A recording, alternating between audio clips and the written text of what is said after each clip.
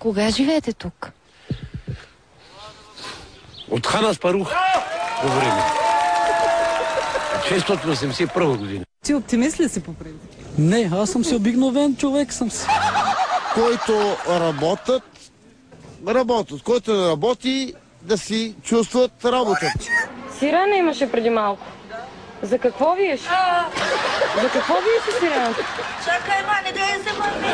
Не, бе, исках да питам само, защо имаше сирена сега? Защо имаше сирена сега? Ай, болно бях пари, защо ми стана. Сирена. Нема сирена. И ние дойдохме малко да си берем тухли. И аз имам 5 деца. Не, в момента не крадем. Ай, суга, бе. Ние се взимаме, това не е кражба. Аз не мога да си изхрана 5-члено дете с 150-60 лева.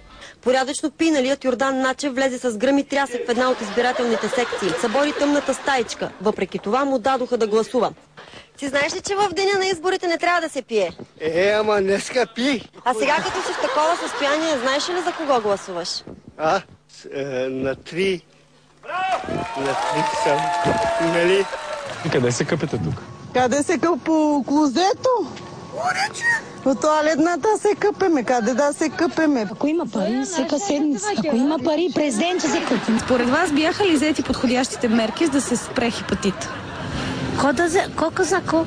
Епетит, ще има и холерия тук. Хората заклаха циганите. Вече излагаха циганите за кокошки с грип има. 25 и 4 ерета, 4 зайчини, 3 кози, ерета 2.